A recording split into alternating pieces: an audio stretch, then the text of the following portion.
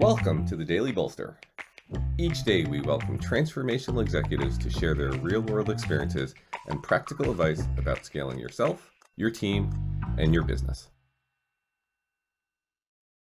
Welcome to the Daily Bolster. I'm Matt Blumberg, co-founder and CEO of Bolster, and I'm here today with my friend Jerry Colonna. Jerry is the founder of Reboot, which is one of the, if not the, premier leadership consulting and coaching firms in the world. Before that, Jerry had a storied career as one of the earliest VCs and investors in Internet 1.0, as a publisher in the media world before that. And Jerry, it's great to see you. Thank you for being here. Thanks for having me, Matt. It's really a delight to be with you. So I have a question for you about coaching, and I want to kind of turn the camera around on this question. So we advise CEOs, as you know, and we help them find coaches. And they're always asking us, like, hey, when I'm interviewing a prospective coach, what am I asking them? And they need to know that, right? They need to come in with some questions. But my question to you is, when you're talking to a prospective client, you must be doing your own evaluation of whether or not you would be a good fit. Because in my experience, picking the right CEO coach is it's a lot about fit.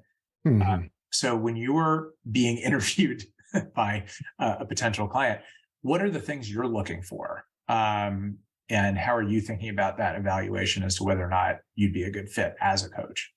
Yeah, well, I think this kind of question lends itself to sort of trying to break it down into 2 or 3 items.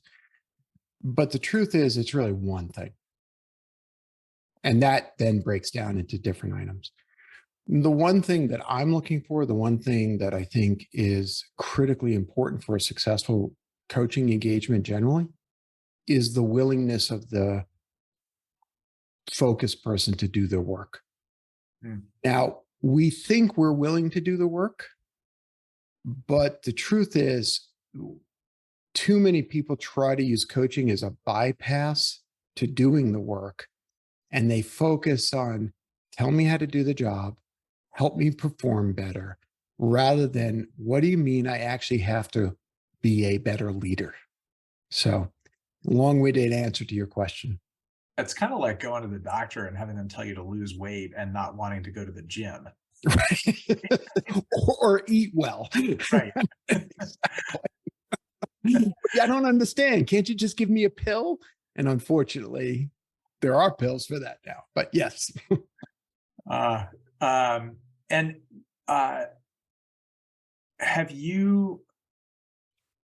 effective are you at screening for that? Pretty effective at this point. I mean, I've been doing this for about 20 years. And I'll tell you a funny story. I remember maybe about 15 years ago, there was this one CEO who's just desperate to work with me. And finally, he was like, well, what do you charge? What are you charging? And I was like, okay, I gave him a number. And he said, well, I'll pay you 3 times that. And I said, and you're never going to be with me, because that's exactly the wrong attitude. I'd rather actually charge less and be with someone who wants to roll up their sleeves and grow than somehow get some brand name person who's so interested in, I don't care about logos. I don't care about, that. So that's a great example of a marker of, like, no, thank you. What's a great example? Maybe this is a good one to end on. What's the marker of, this CEO, she's going to lean in? I could give you all sorts of complicated things, but I'll tell you what my colleagues would say about me. If they cry. If they cry in that initial conversation, I am a sucker. If you get them to cry during the initial interview before you've even engaged, that's in the first 10 minutes, dude. I'm lost. Jerry Colonna from Reboot, thank you for being here. Oh, thanks for having me, Matt. Take care.